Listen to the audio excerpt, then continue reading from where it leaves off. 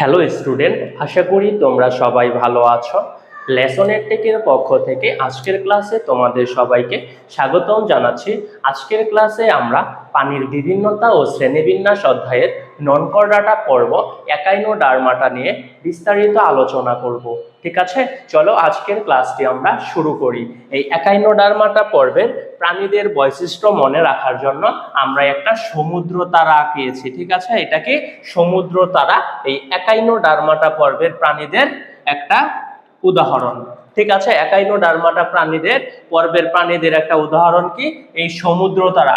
আমরা এই সমুদ্র তারা দিয়ে এই পর্বের প্রাণীদের বৈশিষ্ট্যগুলো মনে রাখবো। ঠিক আছে, দেখো এই চিত্রটা একটু ভালোভাবে খেয়াল করে দেখো। দেখো এই চিত্রের ভেতরে যে এই অভ্যন্তরে যে একটা গোলাকার অংশ দেখা যাচ্ছে, এটা হচ্ছে এদের মুখছিদ্র। ঠিক আছে, এই গোলাকার অংশটাকে আমরা কি বলবো? এই গোলাকার অংশটাকে বলবো আমরা মুখছিদ্র। এটাকে বলবো আমরা মুখছিদ্র। ঠিক আছে, মুখছিদ্র। আচ্ছা দেখো, এই একাইনোডার্মাটা পর্বের প্রাণীরা আছে না, এদেরকে বলা হয় কাঁটাযুক্ত প্রাণী বা কণ্টকত্বক প্রাণী। কেন বলা হচ্ছে দেখো, আমি লিখে দিচ্ছি। হ্যাঁ, এই দেখো এই একাইনোডার্মাটা এটা তিনটা শব্দ থেকে গিয়েছে। ঠিক আছে, একটা হচ্ছে একাই, একটা ড্রাম, আর একটা হচ্ছে এটা। ঠিক আছে, ঠিক ওকে। এই একাইনেটাস অর্থটা হচ্ছে, এই একাইনোটা গিয়েছে কি একাইনেটাস থেকে। ঠিক আছে, এই একাইনেটাস অর্থ হচ্ছে কণ্টক বা কাঁটা। একাইনেটাস অর্থ কি দেখো, একাইনেটাস।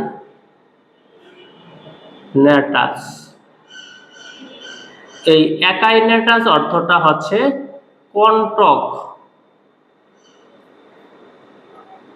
কণ্টক বা কাঁটা। ঠিক আছে, আর ড্রাম অর্থ হচ্ছে কি, ড্রাম অর্থ ত্বক।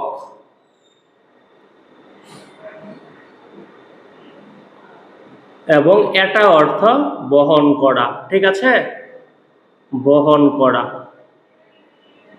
তাহলে তুমি কি বুঝলা? এই একাইনোডার্মাটা পর্বের প্রাণীরা কি হবে? কণ্টকত্বক যুক্ত। ঠিক আছে, এদের কি থাকবে? কাঁটা থাকবে। হ্যাঁ, এই জন্য এদেরকে বলা হয় কণ্টকত্বক। একাইনোডার্মাটা পর্বের প্রাণীদের কি বলা হয়? কণ্টকত্বক বিশিষ্ট প্রাণী। ওকে, এবং এই পর্বের প্রাণীরা হচ্ছে কি ইউসিলোমেট, অর্থাৎ প্রকৃত সিলোম যুক্ত। এবং এই পর্বের প্রাণীদের এই পর্বটার নামকরণ করেছে বিজ্ঞানী জ্যাকব ক্লেইন। বিজ্ঞানী জ্যাকব ক্লেইন একাইনোডার্মাটা পর্বের নামকরণ করেছে। ঠিক আছে, এই পর্বের প্রাণীদের কি বলা হয়? কণ্টকত্বক প্রাণী। ঠিক আছে, কারণ এই একাইনোডার্মাটার এই যে একাইনো কথাটা গিয়েছে একাইনেটাস থেকে, যার অর্থ আছে কণ্টক বা কাঁটা, ড্রাম অর্থ ত্বক, এবং এটা অর্থ বহন করা। ঠিক আছে, তাহলে একাইনোডার্মাটা পর্বের প্রাণীদের আমরা কি বলবো? বলবো যে কণ্টকত্বক প্রাণী। ঠিক আছে, এবং বিজ্ঞানী জ্যাকব ক্লেইন এই পর্বের প্রাণীদের নামকরণ করেছে। এবং একাইনোডার্মাটা পর্বটাকে ইউসিলোমেট পর্ব। হ্যাঁ, মানে এদের কি থাকবে? প্রকৃত সিলোম থাকবে। ঠিক আছে, এই যে দেখো যে ফাঁকা গহ্বরটা আছে, এটাই হচ্ছে কি এদের সিলোম। এটাকে আমরা কি বলবো? এটাকে বলবো আমরা হচ্ছে সিলোম। সিলোম। ওকে, আর একদম অভ্যন্তরে কি আছে? এদের মুখছিদ্র আছে। ঠিক আছে, এবং এটা হচ্ছে এদের মুখছিদ্র, এবং এটা হচ্ছে কি এদের সিলোম নামক গহ্বর। ঠিক আছে, দেখো এদের কি আছে, এদের আর কি আছে? এদের বিভিন্ন কাঁটা আছে, এম্বুলেক্রাল খাত আছে, নালিকা পা আছে। দেখো এই যে দেখো এদের নালিকা পা গুলো হচ্ছে এই দেখো, এই যে এগুলো আছে না, এগুলো হচ্ছে এদের নালিকা পা। ঠিক আছে, এই যে এইগুলো। ঠিক আছে, এইগুলো হচ্ছে কি এদের নালিকা পা। এই যে এইগুলো হচ্ছে কি এদের নালিকা পা। ঠিক আছে, লিখে দিই আমি। এদের নালিকা বা টিউবফিট থাকে, নালিকা পা বা টিউবফিট থাকে কয়টি? 5টি। এইগুলোকে আমরা কি বলবো? এইগুলোকে বলবো নালিকা পা বা টিউবফিট। নালিকা পা,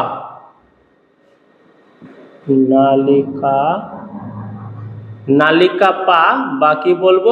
টিউবফিট। এদের নালিকা পা বা টিউবফিট কয়টি থাকে? 5টি থাকে। টিউফিট কয়টি? 5টি। মনে রাখবো আমরা, ঠিক আছে। দেখো এই পর্বের প্রাণীরা দেখতে কেমন? তারার মতো না? অর্থাৎ এরা পঞ্চউড়ীয়। আমি লিখে দিব সবকিছু, ঠিক আছে। আগে দেখো এটা আমরা কি লিখলাম, এদের নালিকা পা কয়টি থাকে? 5টি, ঠিক আছে। আর এই চিত্রটা এই যেভাবে আঁকাই ফেলবো, এই যেভাবে, হ্যাঁ চিত্রটা আঁকাইতে হবে না তোমাদের, ওই যে পরে এই যে এইভাবে দিবা, ওই যে এইভাবে দিবা, ঠিক আছে। এই যে এইভাবে চিত্রটা তোমাদের আঁকাতে হবে না, হ্যাঁ চিত্রটা শুধু মনে রাখবা। এই জায়গা থেকে আমরা বৈশিষ্ট্যগুলো দিব, ঠিক আছে। এই যে এইগুলো আছে না, এই যে এইগুলোই হচ্ছে এদের নালিকা পা বা টিউফিট, ঠিক আছে। ওকে, দেখো এদের নালিকা পা বা টিউফিট রয়েছে কয়টি? 5টি, ঠিক আছে। এবং নালিকা পা বা টিউফিটের অভ্যন্তরে ভিতরে দেখো এদের কি আছে? এইগুলো হচ্ছে এদের নালীতন্ত্র, এই যে এইগুলো, ঠিক আছে। এই যে এইগুলো হচ্ছে কি এদের নালীতন্ত্র, এই যে এইগুলো হচ্ছে কি এদের, এইগুলো হচ্ছে এদের নালীতন্ত্র, ঠিক আছে। নালীতন্ত্র বা পানি সংবহন তন্ত্র, এটা কেন বলা হচ্ছে আমি লিখে দিব। দেখো এইগুলো হচ্ছে কি এদের নালীতন্ত্র, নালীতন্ত্র, যেটাকে কি বলা হচ্ছে? যেটাকে বলা হচ্ছে পানি সংবহন তন্ত্র, কারণ এগুলো দিয়ে এরা কি করে? পানি সংবহন করে। নালীতন্ত্র দিয়ে এরা পানি সংবহন করে, এই জন্য এদেরকে বলা হয় পানি সংবহন তন্ত্র, ঠিক আছে। দেখো নালীতন্ত্রের সাথে কিছু খাত দেখা যাচ্ছে, যেগুলোকে এম্বুল্যাক্রাল খাত বলা হচ্ছে। এই দেখো নালীতন্ত্রগুলোর সাথে কিছু কি আছে? খাত আছে, দেখছো? এইগুলোকে আমরা কি বলবো? এইগুলোকে বলবো আমরা এম্বুল্যাক্রাল খাত। দেখছো নালীতন্ত্রগুলোর সাথে কি আছে? এই যে কিছু এম্বুল্যাক্রাল খাত আছে, ঠিক আছে। এইগুলোকে তাহলে আমরা কি বলবো? এইগুলোকে বলবো আমরা এম্বুল্যাক্রাল খাত, এম্বুল্যাক্রাল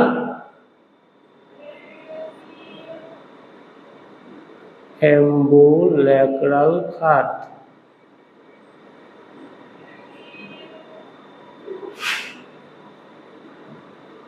ওকে, এদের নালীতন্ত্রের সাথে কি আছে? এদের নালীতন্ত্রের চতুর্দিকে কি আছে? এম্বুল্যাক্রাল খাত রয়েছে, ঠিক আছে। এবং একটা জিনিস খেয়াল করো, এদের নালিকা পা বা টিউফিট যে লিখেছি, দেখো এদের নালিকা পার সাথে কিছু কাঁটা আছে, ঠিক আছে। এই যে দেখো এদের নালিকা পার সাথে কিছু কাঁটা আছে, এই যে কাঁটা, ঠিক আছে। এই কাঁটাগুলোকে আমরা বলবো স্পাইন বা পেডিসিলারি নামক বহিকঙ্কাল, ঠিক আছে। এই কাঁটাগুলোকে আমরা কি বলবো? এই কাঁটাগুলোকে আমরা বলবো স্পাইন বা পেডিসিলারি নামক বহিকঙ্কাল, ঠিক আছে। এদেরকে আমরা কি বলবো? এদেরকে আমরা বলবো স্পাইন বা পেডিসিলারি নামক বহিকঙ্কাল, স্পাইন বা পেডিসিলারি নামক বহিকঙ্কাল।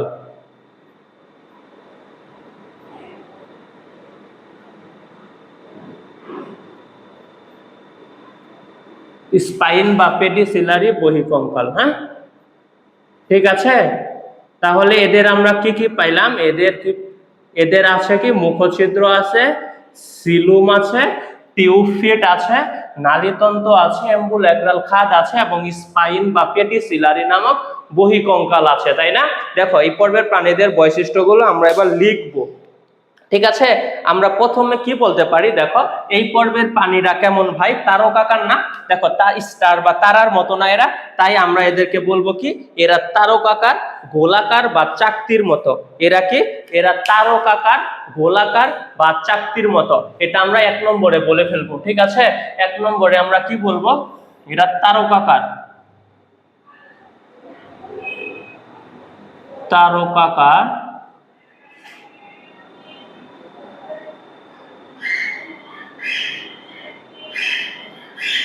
তারকাকার, ঠিক আছে। গোলাকার বা চাকতির মতো, চাকতির নেই,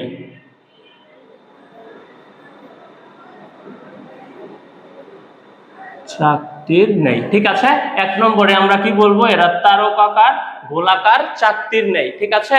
আমরা 2 নম্বরে বলবো কি? এরা পঞ্চউড়ীয়, ঠিক আছে। দেখো এরা কি? এদের পা আছে, ঠিক আছে, এরা কেমন পঞ্চরীয়। তুমি এদেরকে এভাবে 5টা খণ্ডে ভাগ করতে পারবা, সমান সংখ্যক 5টা খণ্ডে ভাগ করতে পারবা।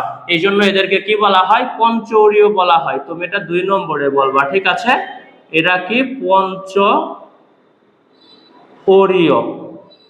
এদের প্রতিসমটা কেমন হবে? এরা পঞ্চরীয় প্রতিসম।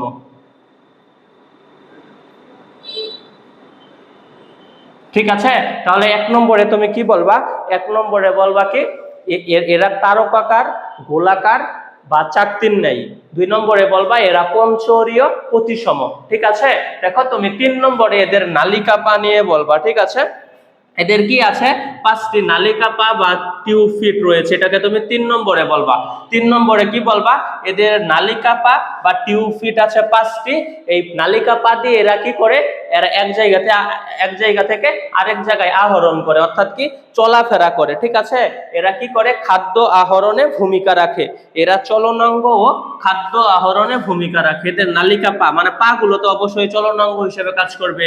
এরা কি চলনাঙ্গ প্লাস খাদ্য আহরণ, তাই তো?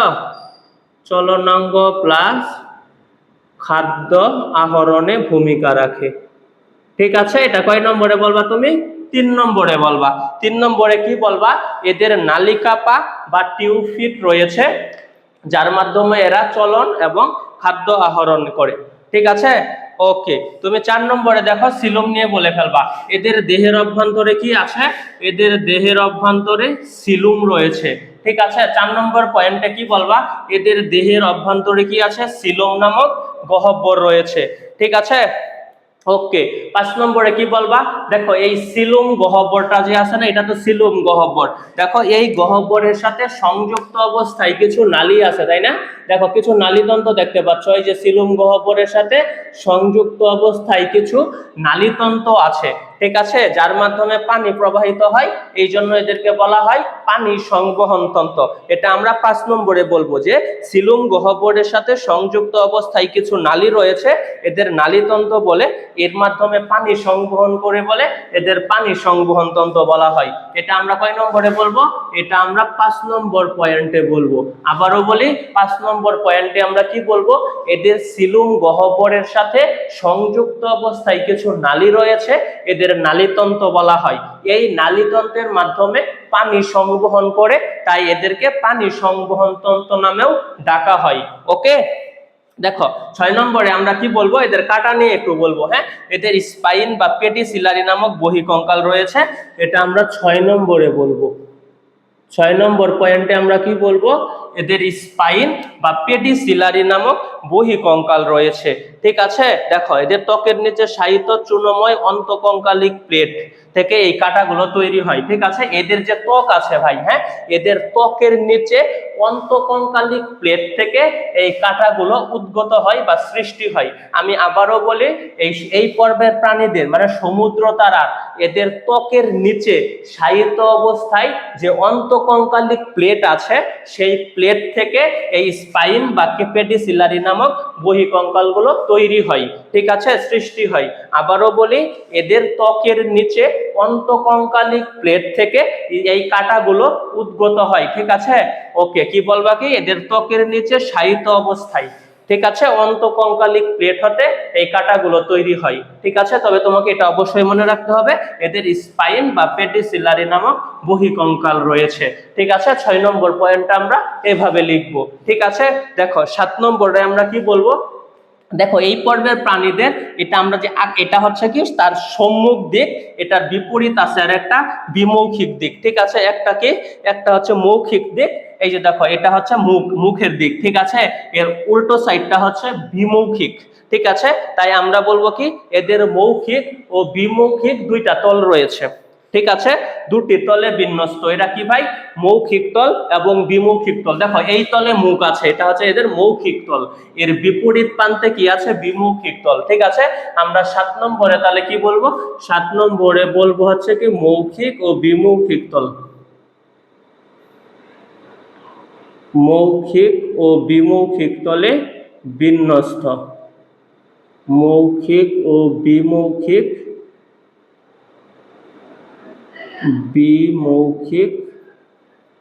দুটি তলে বিন্যস্ত, দুটি তলে বিন্যস্ত। ঠিক আছে, এটা আমরা 7 নম্বরে বলে দিব।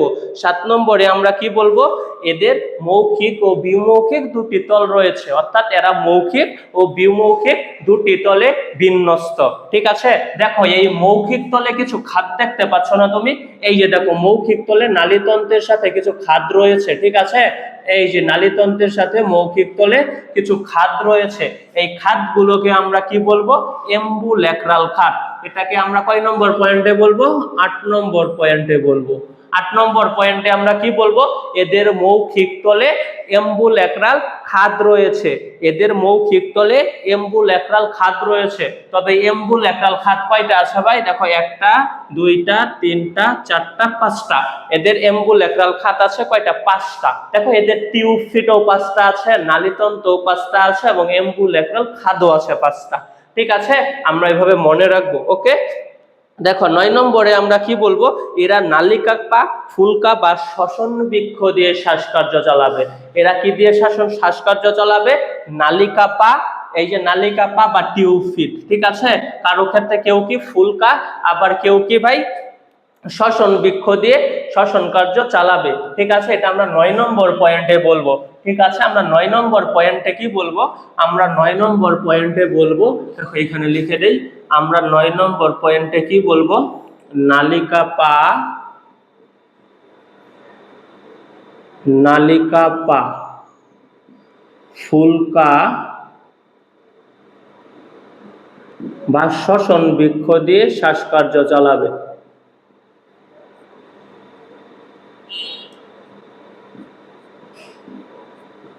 দিয়ে শ্বাসকার্য চালাবে।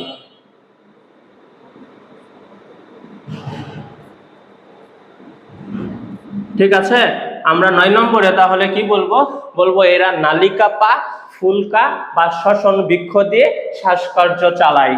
ওকে, দেখো আমরা আরো 2-1টা বৈশিষ্ট্য মনে রাখবো। আর কি মনে রাখবো, এরা সবাই সামুদ্রিক, সাঁতারু লার্ভা দশা আছে। ঠিক আছে, আমরা 10 নম্বর পয়েন্টে কি বলবো, এরা সবাই সামুদ্রিক। এই একাইনোডার্মাটা পর্বের প্রাণীরা সবাই কি হবে, সামুদ্রিক হবে। দেখো 10 নম্বরে আমি লিখে দেই, এরা সবাই সামুদ্রিক। ঠিক আছে, এটা মিঠা পানিতে খুঁজে পাওয়া যাবে না, এরা সবাই সামুদ্রিক। একাইনোডার্মাটা পর্বের প্রাণীরা কি, সবাই সামুদ্রিক। ঠিক আছে, 11 নম্বর পয়েন্টে আমরা কি বলবো, এদের হিমাল ও পেরিহিমাল সংবহন তন্ত্রের কাজ করে। এদের যে সংবহন তন্ত্র আছে, এই সংবহন তন্ত্রে হিমাল এবং পেরিহিমাল কাজ করে। ঠিক আছে, লিখে দেই। ঠিক আছে, হিমাল ও পেরিহিমাল সংবহন তন্ত্রের কাজ করে, হিমাল পেরিহিমাল সংবহন তন্ত্রের কাজ করে, হিমাল ও পরিহিমাল। ঠিক আছে, হিমাল ও পেরিহিমাল সংবহন তন্ত্রের কাজ করে, পেরিহিমাল সংবহন তন্ত্রের কাজ করে।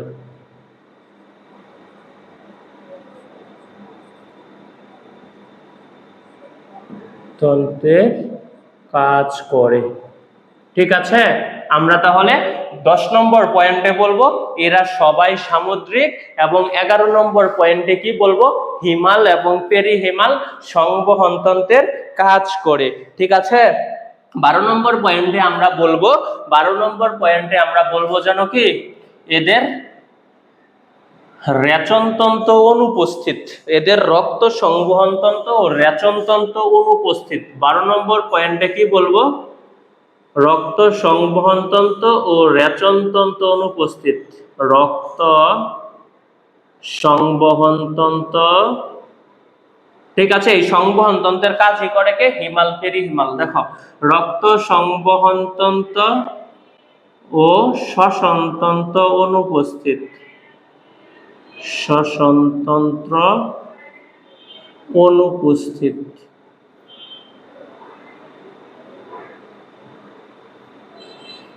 ঠিক আছে, এদের রক্ত সংবহনতন্ত্র এবং শ্বসনতন্ত্র অনুপস্থিত।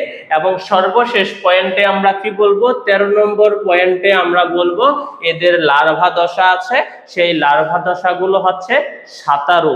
তাই আমরা বলবো কি এদের সাঁতারু লার্ভা দশা রয়েছে, সাঁতারু লার্ভা দশা রয়েছে। ঠিক আছে, এদের সাঁতারু লার্ভা দশা রয়েছে। ঠিক আছে, তাহলে আমরা এই পর্বের প্রাণীদের বৈশিষ্ট্য কি কি পড়লাম আমি আবারও বলে দেই। ঠিক আছে, 1 নম্বরে বলবো কি আমরা এরা তারকাকার, গোলাকার বা চাকতির নেই। ঠিক আছে, 2 নম্বরে আমরা বলবো এরা পঞ্চওরীয়। ঠিক আছে, 3 নম্বরে আমরা বলবো এদের 5টি নালিকা পা বা টিউব ফিট রয়েছে, যার মাধ্যমে এরা চলন এবং খাদ্য আহরণ করে। ঠিক আছে, আমরা 4 নম্বরে তারপর কি বলবো, আমরা 4 নম্বরে হচ্ছে বলবো যে এদের সিলোম রয়েছে। ঠিক আছে, এদের দেহে অভ্যন্তরে সিলোম রয়েছে। ঠিক আছে, 5 নম্বরে আমরা কি বলবো, সিলুম গহ্বরের সাথে, দেখো এই যে সিলুম গহ্বর, এই সিলুম গহ্বরের সাথে কি আছে, কিছু নালীতন্ত্র রয়েছে। ঠিক আছে, এই নালীতন্ত্রের মাধ্যমে পানি সংবহন করে, তাই এদেরকে পানি সংবহন তন্ত্র বলা হয়। ঠিক আছে ভাই, 6 নম্বরে আমরা কি বলবো, এদের স্পাইন বা পেডিসিলারি নামক বহিকঙ্কাল রয়েছে। ঠিক আছে, এই বহিকঙ্কাল কোন জায়গা থেকে তৈরি হয়, এদের অন্তকঙ্কালিক প্লেট থেকে তৈরি হয়। এদের দেহতলের অন্তকঙ্কালিক প্লেট থেকে এইসব স্পাইন বা পেডিসিলারি বহিকঙ্কালগুলো উদ্গত হয়। বুঝতে পেরেছ? 7 নম্বরে আমরা কি বলবো, বলবো যে এদের দেহ মৌখিক এবং বিমৌখিক দুটি তলে বিন্যস্ত। 8 নম্বরে বলবো এদের মৌখিক তলে 5টি এম্বুল্যাক্রাল খাদ রয়েছে। 9 নম্বরে বলবো এরা নালিকা পা, ফুলকা বা শ্বসন বৃক্ষ দিয়ে, এই যে দেখো নালিকা পা, এরা নালিকা পা, ফুলকা বা শ্বসন বৃক্ষ দিয়ে শ্বাসকার্য চালায়। 10 নম্বরে বলবো এরা সবাই সামুদ্রিক। 11 নম্বরে কি বলবো, এরা হিমাল ও পেরি হিমাল সংবহন তন্ত্রের কাজ করে। ঠিক আছে, 12 নম্বরে আমরা বলবো এদের রক্ত সংবহন তন্ত্র এবং রেচনতন্ত্র অনুপস্থিত। এবং 13 নম্বরে আমরা কি বলবো, এদের সাঁতারু লার্ভা দশা রয়েছে। ঠিক আছে, আশা করি তোমরা একাইনোডার্মাটা পর্বের প্রাণীদের বৈশিষ্ট্যগুলো বুঝতে পেরেছ। দেখো আমরা এখন কি পড়বো, এদের ক্লাস পড়বো। এই পর্বের প্রাণীদের 6টি ক্লাসে বিভক্ত করা হয়েছে, তারাও লিখে দেই, হ্যাঁ মুছে দিলাম। কি বলবো, এদের কয়টি ক্লাস আছে, এদের 6টি ক্লাস রয়েছে।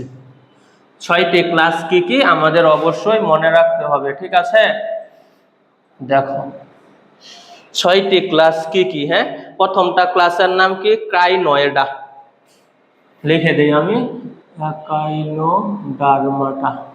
এদের কয়টি, 6টি ক্লাস রয়েছে, 6টি শ্রেণী,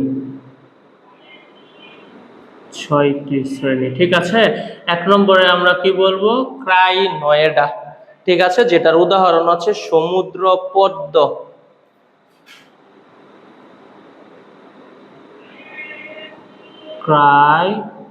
ক্রাইনয়েডা, যেটার উদাহরণ কি, সমুদ্র পদ্ম। ঠিক আছে, সমুদ্র পদ্ম।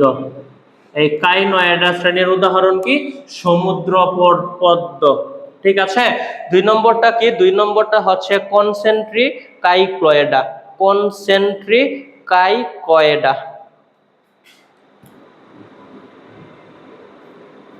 কনসেন্ট্রিকাইক্লয়েডা, তাই তো, কনসেন্ট্রিকাইক্লয়েডা। ঠিক আছে, এই কনসেন্ট্রিকাইক্লয়েডার উদাহরণ হচ্ছে কি, সাগর ডেইজি, সাগর ডেইজি।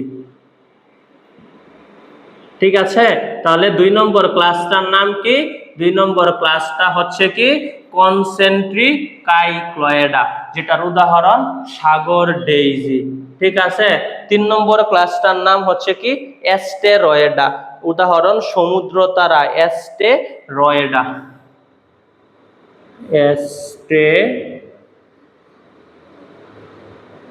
রয়েডা। ঠিক আছে, এই অ্যাস্টেরয়েডার উদাহরণ হচ্ছে কি সমুদ্র তারা।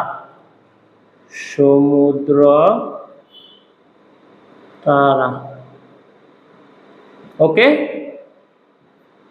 দেখো 3 নম্বর ক্লাসটা হচ্ছে কি অ্যাস্টেরয়েডা, যেটার উদাহরণ হচ্ছে সমুদ্র তারা। ঠিক আছে, 5 নম্বর ক্লাসটার নাম কি অফিইউরয়েডা, উদাহরণ সর্পতারা। অফিইউরয়েডা, হ্যাঁ, অফিইউরয়েডা,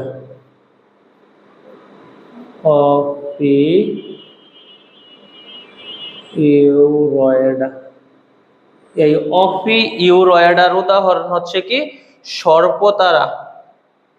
সর্পতারা।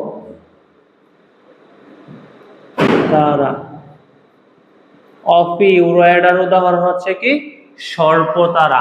ঠিক আছে, দেখো 5 নম্বর ক্লাসটির নাম হচ্ছে কি একিনয়েডা। একিনয়েডা, একিনয়েডা। এই একিনয়েডার উদাহরণ হচ্ছে কি সাগর আরচিন। সাগর আরচিন, সাগর আরচিন।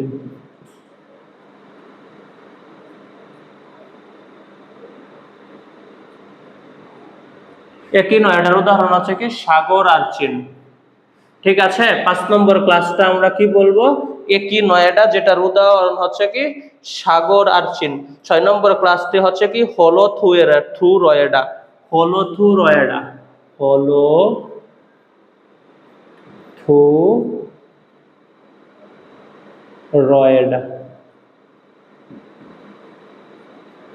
এই হলোথুরয়েডার উদাহরণ হচ্ছে কি সমুদ্র শসা। সমুদ্র